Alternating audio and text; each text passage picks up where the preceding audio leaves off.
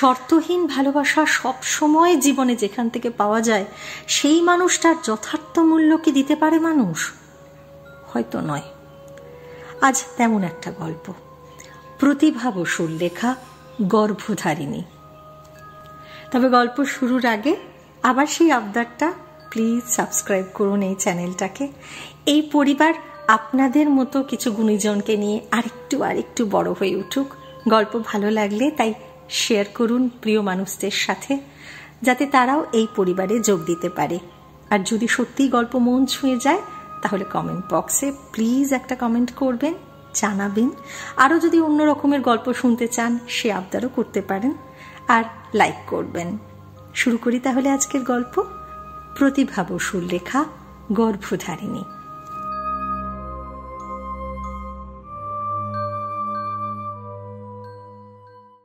জায়গাটি সুন্দর। দূরে চোখ পড়লেই ছোট বড় পাহাড়ের চূড়ো আলো ছায়া গায়ে মেখে নয়নমোহন। ধু ধু মাঠ, শালমহুয়ার বন, একটু গেলেই জঙ্গলের মধ্যে দুটি প্রস্রবণ। উদাত্ত নির্মল আকাশ, সামনের বাঁধানো ঘাট, বাড়ির মধ্যে এত বড় কম্পাউন্ড, বাগান, দেয়াল ঘেঁষে পাইনের সারি, সব মিলিয়ে নিটোল একটা ছবি। বাংলোটিও ভারী সুন্দর। চারদিকে গোল বারান্দা ঘিরে রেলিং, বারান্দা পেরিয়ে সামনেই হলঘর, এপাশে ওপাশে দুখানা চারখানা শোবার ঘর, সংলগ্ন ড্রেসিং রুম আর বাথরুম। হলের সঙ্গে আর্চের ব্যবধানে খাবার ঘর, পেছনে কিচেন, তার পেছনে সার্ভেন্টস কোয়ার্টার। গাড়ি ফটকে ঢুকেছে, সেলাম ঠোকে সরে দাঁড়িয়েছে দারোয়ান।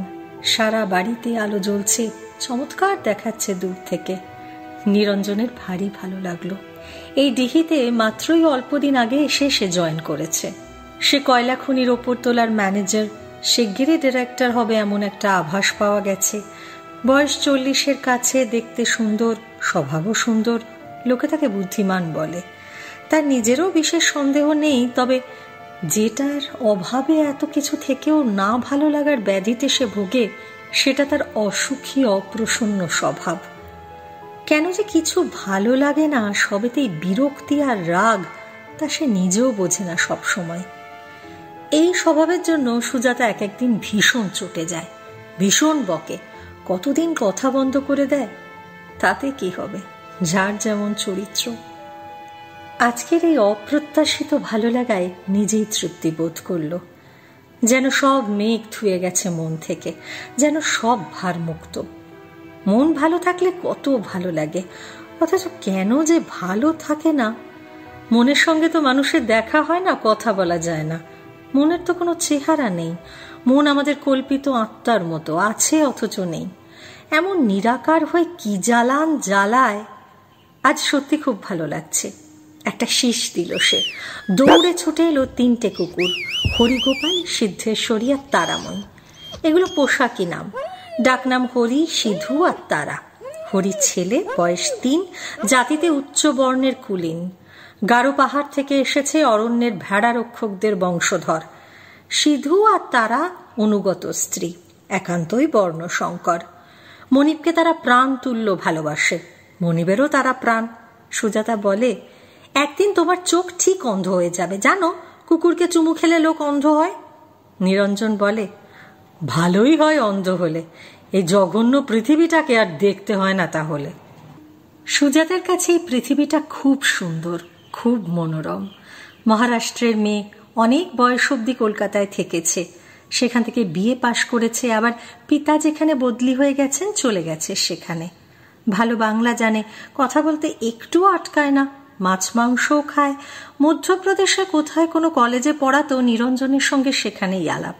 অল্পদিনের আলাপেই প্রেম, তারপর বিবাহ, সব মসৃণ। বয়স হয়েছিল দুজনেরই। সুজাতার 30, নিরঞ্জনের প্রায় 35। এখন সুজাতার 35, নিরঞ্জনের প্রায় 40। মাত্র 5 বছরের বিবাহিত জীবন, সব নতুন। নতুনের পালিশই আলাদা। একটা 1.5 বছরের গাবলু গুবলু বাচ্চা আছে, তার মোহ নতুন স্বামীর মোহের মতোই ঘোর লাগা। নিরঞ্জনের এই জবাবে সে ভুরু কোঁচকায়। মহারাষ্ট্রিয়ান চেহারায় ঢেউ তুলে বলে, পৃথিবীটা খুব বিচ্ছিরি না? পৃথিবীটা না আমি? এইখানে আবেগে আমিটা তার হামি হয়ে যায়। সিঁদুর পরা ধপধপে কপালটা যেন আগুনের শিখা। সেদিকে তাকিয়ে নিরঞ্জন হাসে। তুমি আছো বলেই তো এতদিন চোখ দুটো বিশ্রাম পেয়েছে। তোমার দিকে তাকিয়ে সব অন্ধকার দূর হয়ে যায়। আহা হা হা। নিরঞ্জন গাড়ি থেকে নেমে বারান্দায় দাঁড়িয়ে কুকুরদের আদর করতে করতে দেখল আয়া ধনপতিয়া এসে দাঁড়িয়েছে কাছে। মুখ তুলে তাকিয়ে বলল, মেম সাহব কিধার? पता नहीं साहब, गिरधार बोलता कौन एक आदमी खून हो गया, वो देखने को गया। সে কি আবার খুন হলো? নিরঞ্জন চিন্তিত হলেন। অবশ্য এইসব কলিয়ারি অঞ্চলে খুন জখম যে খুব একটা অস্বাভাবিক ঘটনা তা নয়, কিন্তু তাতে সুজাতার যাবার দরকার কি? সে গেল কেন? কখনো তো যায় না।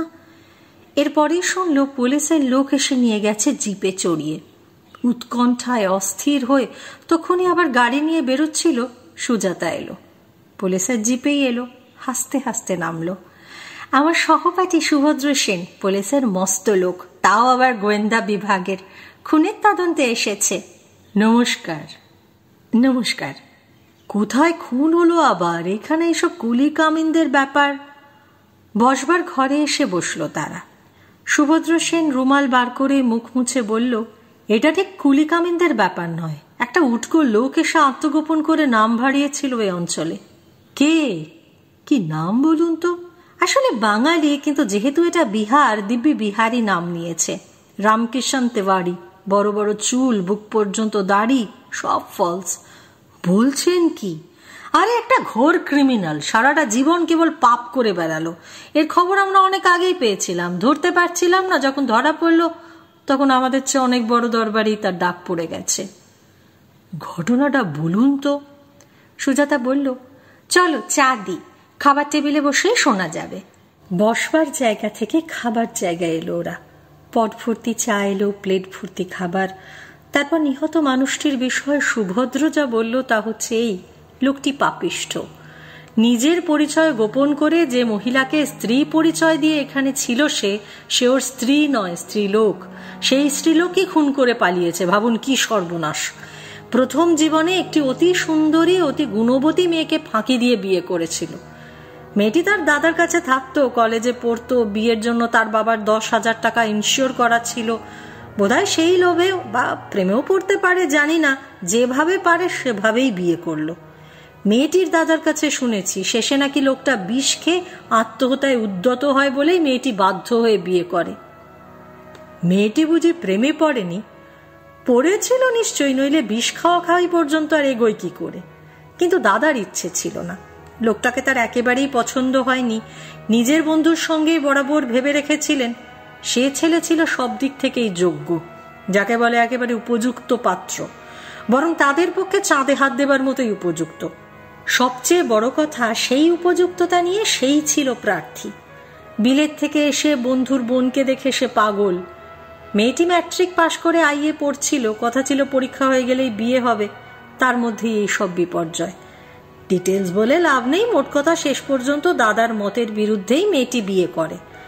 বেশ একটা মন কষাকষির ব্যাপারই হয়েছিল, তবে 10,000 টাকা আত্মসাৎ করার পরেই লোকটা স্ত্রীকে ছাড়েনি। স্ত্রীর প্রতি সত্যি সত্যি একটা ভালোবাসা ছিল হয়তো প্রথমে। স্ত্রীরও জেদ ছিল স্বামীকে সৎপথে ফিরিয়ে আনার, কিন্তু তা পারেনি।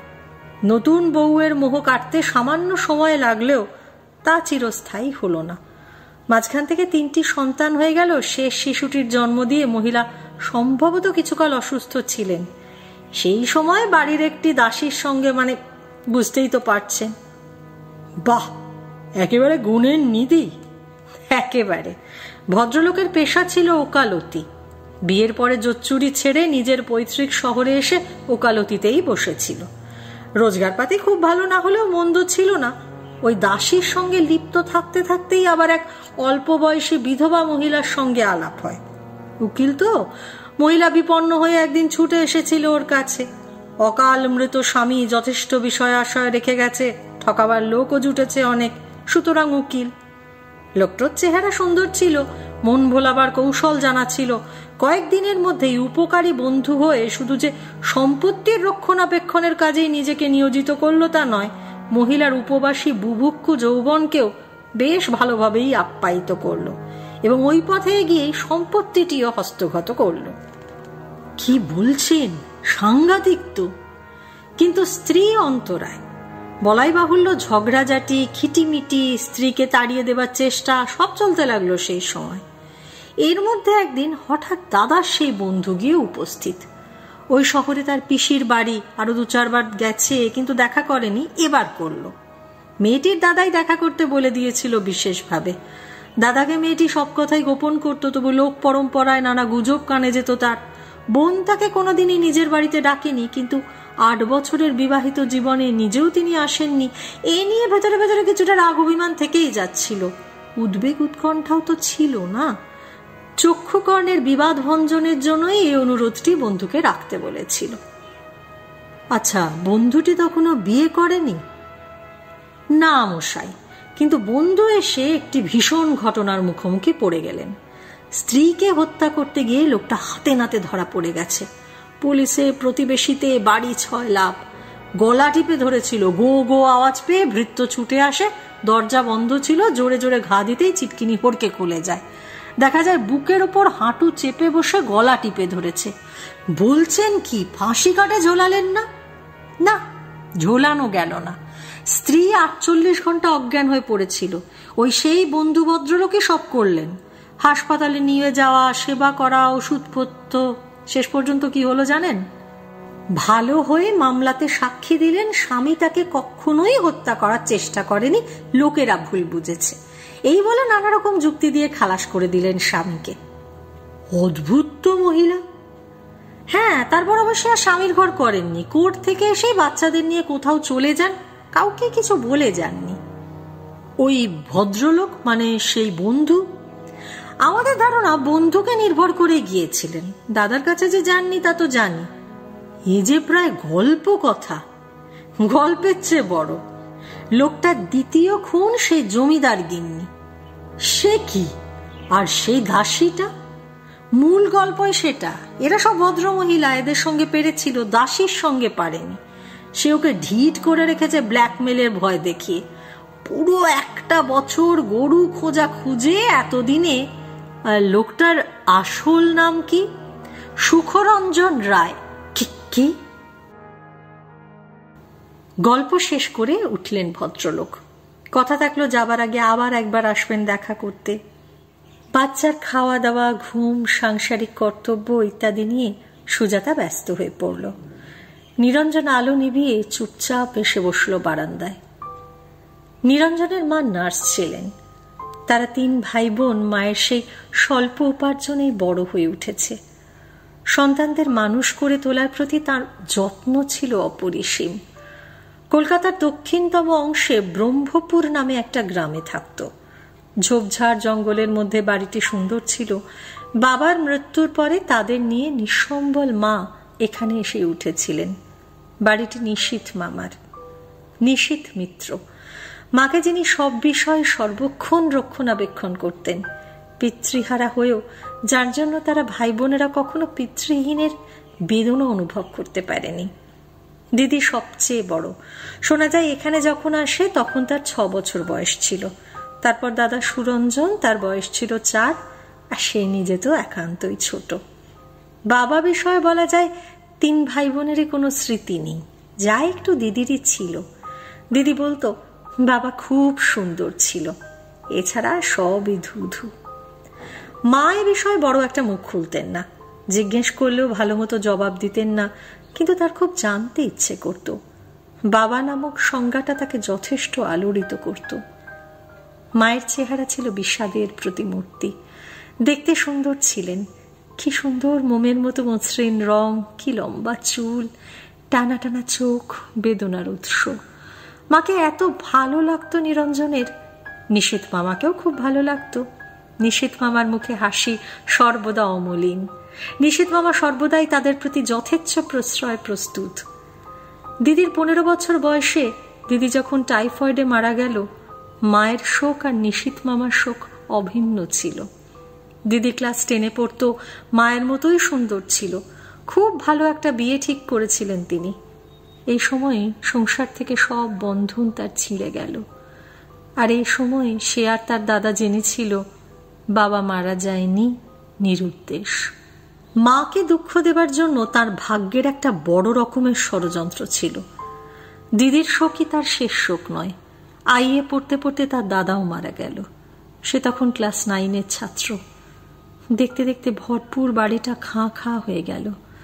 দিদির শোকে বালক নিরঞ্জন আর দাদার শোকে কিশোর নিরঞ্জন এত জোরে জোরে দুটো ধাক্কা খেল যে এক লাফে অনেকগুলো বছর পেরিয়ে এলো। সে গম্ভীর হয়ে গেল, চিন্তাশীল হলো এবং বিষণ্ণ হলো।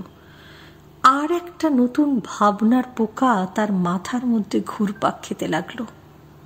তার বাবা কেন নিরুদ্দেশ হবেন? কোথায় গেলেন? কি তার কারণ? মার চাপা স্বভাবের জন্য তার সঙ্গে এ বিষয়ে কথা বলা সম্ভব ছিল না।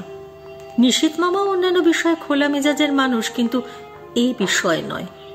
সুতরাং পোকাটা তাকে ক্রমাগতই উত্তক্ত করতে লাগলো। এক চিন্তা সবসময় অন্য চিন্তার সঙ্গ খোঁজে। সেই চিন্তা হলো, এই নিশীথ মামা ভদ্রলোকটি বা তার জীবন মনে পরিবারে উৎসর্গ করেছেন কেন? কি তার কারণ? ভদ্রলোকটি অবিবাহিত এবং মস্ত কোনো ফার্মের হর্তাকর্তা বিধাতা এবং রক্তের সম্পর্কের মামা নন। এছাড়া আর কোনো পরিচয়ই নিরঞ্জন জানে না। একদিন সে মাকে বলল, তুমি এ কথা বলো কেন যে বাবা মারা গেছেন? মা কাজ করতে করতে শান্ত স্বরে বললেন, বলিনি তো। সে বলল, আমরা তাই জানি। মা বললেন, তোমাদের পক্ষে হয়তো সেটাই সত্য। কখনো না। সে রেগে গেল। মৃত্যু আর নিরুদ্দেশ কি এক? কাজ থামিয়ে মা তাকালেন, তাকিয়ে রইলেন, বললেন, না। তবে তবে কেন আমাদের এরকম একটা ভুলের মধ্যে রেখে দিয়েছিলে? কোনোদিন যাকে পাওয়া যাবে না তার আর এক নাম মৃত্যু। মায়ের ঠান্ডা গলা কঠিন। সে মাথা ঝাঁকালো। জীবিত মানুষকে মৃত বলাও মিথ্যে, কোনোদিন তাকে পাওয়া যাবে না বলাও ঠিক তাই। এ কথার কোনো জবাব দিলেন না মা। যা করছিলেন নিঃশব্দে তাই করতে লাগলেন। মৃত্যুর ছায়া বাড়িটা থেকে কোনো রকমেই মুছে যাচ্ছিল না। নিরঞ্জনের একাকিত্ব নিরঞ্জনকে সব সময় গ্রাস করতে থাকত। মা তো বলতে গেলে থাকেনই না। সকাল 8টায় যান, রাত 8টায় ফেরেন। যতটুকু থাকেন শোকের পাথরে ডুবে থাকেন।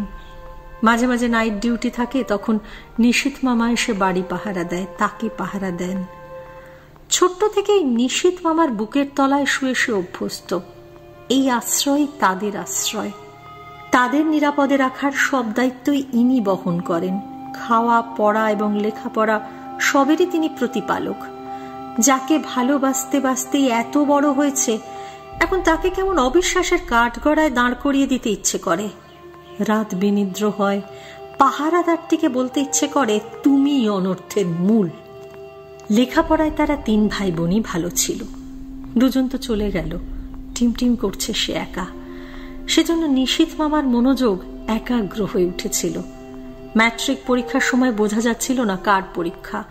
আসছেন, যাচ্ছেন, খাবার আনছেন, মাস্টার আসছে, তাকে বোঝাচ্ছেন, মাকে বোঝাচ্ছেন, একেবারে পাগল। সুধা, তুমি ভেবো না সুধা, তুমি ভেবো না। শুধু এই তার মুখের বুলি, সুধা সুধা সুধা সুধা, সত্যিই সুধা তার। সুধাকে সুখী করাই তার একমাত্র জীবনের মন্ত্র। নিশ্চয়ই সুধার জন্যই আজও তিনি সংসার পাততে পারলেন না। নিরঞ্জনের অন্তর্দাহ হয়। বাবার নিরুদ্দেশ হওয়ার সঙ্গে এই লোকটাই যে ওতপ্রোতভাবে জড়ানো, এই বিষয়ে সন্দেহ থাকে না। আর মা এমন পাণ্ডব বর্জিত হয়ে অজানা জায়গায় এসে বিধবা সেজে আছেন কেন, তারও একটা হদিশ পাওয়া যায়। অনেক অন্যায় কথা মনে হয় তার। আইএসসি পাশ করার পরে নিশীথ মামা তাকে ইঞ্জিনিয়ারিং এ ভর্তি করে দিলেন। নিশীথ মামার অর্থাভাব ছিল না, কিন্তু তাদের ছিল। মা যতদূর মনে হয় এর কাছ থেকে অন্য সব সাহায্য নিলেও আর্থিক সাহায্য নিতে পরাণমুখ ছিলেন। নিশীথ মামার বাড়িতে ভাড়া না দিয়ে থাকা ছাড়া সংসারের আর সব খরচ মাই বহন করতেন। এ নিয়ে মার সঙ্গে অনেক রাগারাগি হতে দেখেছে সে। মা শোনেননি, কিন্তু তাতে কি, উপহারে উপহারেই সব পুষিয়ে দিতেন। বছরে উপলক্ষ তো বড় কম হয় না। পুজো, ষষ্ঠী, জন্মদিন, পয়লা বৈশাখ, সব তারিখে সব আসছে। মা আর কি করবেন? পরীক্ষায় তার সব কৃতিত্বই এই মানুষটির। ম্যাট্রিকে জলপানি পেয়েছিল, আইএসসিতেও প্রথম 10 জনের একজন। অবশ্য এ বিষয়ে তার নিজেরও যথেষ্ট জোর ছিল। সেই অবস্থা থেকে উদ্ধার পাবার অস্ত্র হিসেবেই গ্রহণ করেছিল এই জেহাদ। নিশীথ মামার অক্লান্ত মনোযোগ আর তার চেষ্টা দুটো মিলে যেন ভাগ্য আর পুরস্কার। যদিও কৈশোর পেরোতে পেরোতে যেরকম একটা অদ্ভুত বিদ্বেষ সঞ্চিত হয়ে উঠেছিল লোকটার প্রতি, তাতে তার এই সাহায্য তাকে এক বিন্দুও সুখী করেনি, স্বস্তি দেয়নি। মায়ের জন্য এর এত টান তাকে রক্তাক্ত করেছে, নিজের পলাতক পিতার জন্য হাহাকারে ভরিয়ে দিয়েছে হৃদয়। তবু একান্ত স্বার্থপরের মতোই মেনে নিয়েছে সব উপহার। কেবল মনে হয়েছে এই সিঁড়িতে পা রেখেই উঠতে হবে তাকে। নিশীথ মামা খোলা গলাতেই বলতেন, সুধার জন্য আমি কি না করতে পারি। একদিন সে ঘপ করে বলেছিল, তাহলে তার স্বামীকে খুঁজে এনে দিন না। জোরে জোরে মাথা নাড়ল, না সেটা পারি না। তা যে পারেন না তা কি আর জানে না নিরঞ্জন? জানে। পারলে আর এখানে লোকচক্ষুর আড়ালে বাসা বেঁধে থাকবেন কি করে? ছি! আসলে মা হচ্ছে ওর প্রেয়সী। তবে মায়ের প্রেমিক উনি কিনা সেটা অবশ্য ধরা যেত না। মা অসাধারণ ধীর, স্থির, শান্ত, সংযত। যুবতী নার্সের জীবন খুব একটা মসৃণ ছিল না সে সময়। মাকে অনেক উৎপাত সহ্য করতে হয়েছে, নীরবেই সহ্য করেছেন। মুখ্যত ওই নিশীথ মিত্র নামক ব্যক্তিটি তার সমস্ত ব্যক্তিত্ব নিয়ে দাঁড়িয়ে থাকতেন বলেই হয়তো সেটা সম্ভব হয়েছে। সে হিসেবে এর অস্তিত্ব নিশ্চয়ই তাদের জীবনে আশীর্বাদ। কিন্তু এই কিন্তুটি সারা অন্তর অন্ধকারে ছেয়ে দিত। কখনো কখনো এমনও মনে হতো মাকে উনি ভুলিয়ে ভালিয়ে বার করে আনেননি তো। জলপানি পেয়েছিল বলে ইঞ্জিনিয়ারিং এ ভর্তি হওয়া সহজ এবং সম্ভব দুই হলো, নইলে সে খরচ মা দিতে পারতেন না, নিশীথ মামার হাত থেকে নিতেও চাইতেন না। পরীক্ষার শেষে সে একটি মেয়ের প্রেমে পড়েছিল। মাকে বলেছিল, অমুককে আমি বিয়ে করতে চাই। মা বলেছিলেন, বিয়ে? সে বলল, এক্ষুনি নয়, তোমাদের ওপর চাপাবো না, তবে চাকরি একটা জুটবে বলেই আশা করছি 2-4 মাসের মধ্যে, তখন। মা বললেন, বেশ তো। তারপরেই বললেন, মামাকে বলেছ? ভুরু কুঁচকে গেল তার। উদ্ধতভাবে জবাব দিল, তাকে বলবার কি আছে, সে আমার কে? মা অবাক নয়নে তাকিয়ে থেকে বললেন, তিনিই তো সব। নিরঞ্জন সে বলেছিল, মা তিনি বললেন। এটা ভাষার সংশোধন। নিরঞ্জন তক্ষুনি বলল, সে সব বলে সম্ভবত আমরা আমাদের বাবাকে সব করতে পারিনি। মা বললেন, কৃতজ্ঞ না হও, কৃতঘ্ন হইও না, এই বলে স্থান ত্যাগ করলেন। মার সঙ্গে ঝগড়া করবার জন্য, তর্ক করবার জন্য সে মরিয়া হয়ে উঠেছিল। মা সুযোগ দিলেন না। তবু সে পিছে পিছে গিয়েছিল। মা বেরিয়ে গেলেন। এর কয়েকদিন পরেই একটা চরম ঘটনা ঘটে গেল। অসময় বাড়ি ফিরে সে মাকে আর নিশীথ মামাকে নিভৃতে কথা বলতে শুনে কান পাতল। নিশীথ মামা ঈষৎ উত্তেজিত ভাবে বলছিলেন, আর কতদিন তুমি এভাবে আত্মগোপন করে থাকবে বলতে পারো? কেন, কার জন্য, কিসের আশায়? মার মৃদুস্বর ভেসে এলো, আশা? কিভাবে? আমি তোমাকে সেদিন তোমাদের বাড়ি থেকে বার করে নিয়ে এসেছিলাম সুধা, তুমি আমার। তবে এই লোকটা তার বাবাকে বঞ্চিত করে ঠিকই বার করে এনেছিল তার মাকে। ঝাঁত করে সমস্ত শরীরের সব রক্ত মাথায় উঠেল নিরঞ্জনের। তার কান পুড়ে গেল। তার এতদিনের এত সন্দেহ, এত জ্বালা, যন্ত্রণা, অশান্তি সব একসঙ্গে আগুনের শিখা হয়ে দপ করে জ্বলে উঠল। লাফিয়ে ঘরে ঢুকলো সে। আক্রোশে অন্ধ হয়ে নিশীথ মিত্রেরই আদরে যত্নে লালিত পালিত সুস্থ শরীরের সমস্ত শক্তি দিয়ে নিশীথ মিত্রেরই শার্টের কলার এমন করে চেপে ধরলো যে তার চোখ দুটো বেরিয়ে আসতে চাইল। মা একে বলে বিহ্বল গলায় চিৎকার করে ছুটে এলেন। তার চেয়েও প্রবল শক্তিতে এক ধাক্কায় সরিয়ে দিয়ে বলে উঠলেন, যত ভালোভাবে মানুষ করো নিশীথ, সুখরঞ্জন রায়ের রক্ত যাবে কোথায়? আমার বাবার নাম তুমি উচ্চারণ করবে না। তোমাকে আমি মা বলে মানি না। তোমাদের দুজনকে আমি ঘেন্না করি। নিশীথ মিত্র উঠে দাঁড়ালেন। কি পাগলামি করছো? শোনো, তোমাকে ঘটনাটা জানানোই উচিত ছিল। তোমার মায়ের সব বিষয়ে এত গোপনতা যে। তিনি সস্নেহে হাত ধরেছিলেন। মনের উত্তাপটা তিনি বুঝতে পেরেছিলেন। নিরঞ্জন এক ঝটকায় হাত ছাড়িয়ে এক দলা থুতু ছিটিয়ে ঝড়ের বেগে বেরিয়ে এলো। দেখলো মা মূর্ছাহতের মতো পড়ে গেলেন মেঝেতে। কি হলো? নিশীথ মামা ঝুঁকে পড়লেন। সে বাইরে থেকে এসে ছিটকিনি বন্ধ করে দিল। বার করে আনা স্ত্রীলোক নিয়ে এবার নিশীথ মিত্র যত খুশি প্রেম করুক।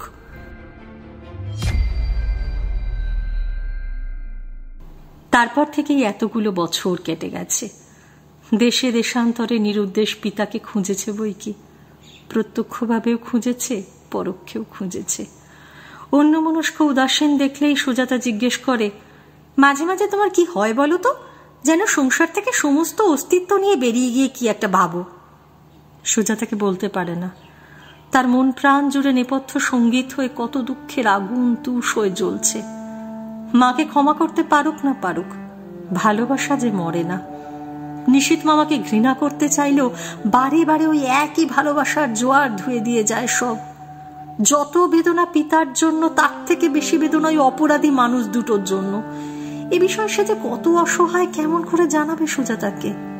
সুজাতা জানে তার পিতা মাতা দুই মৃত। জগতে একা মানুষকে সুজাতা মাল্যদান করেছে। আস্তে আস্তে কখন যেন নিভে এসেছিল আগুন, কখন যেন হতাশার অন্ধকার ছিঁড়ে আলোর উদ্ভাস স্পষ্ট হয়ে উঠছিল। চাকরিতে উন্নতি হয়েছে, বিয়ে করেছে, সন্তান জন্মেছে, আর সুখ অবচেতনের গভীরে যা থাকে থাক, চেতন মন তার এক ধরনের তৃপ্তিতে প্রায় ভরে উঠেছিল।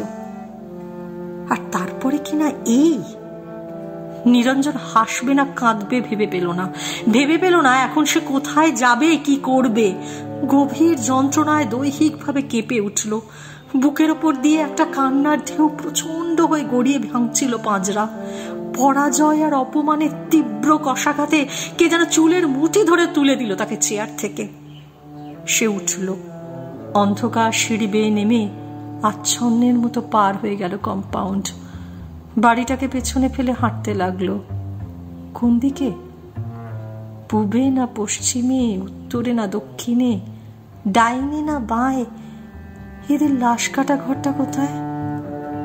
তারার আলোয় পথ দেখতে দেখতে অস্ফুটে উচ্চারণ করল, হায় রে আমার হতভাগ্য গর্ভধারিণী।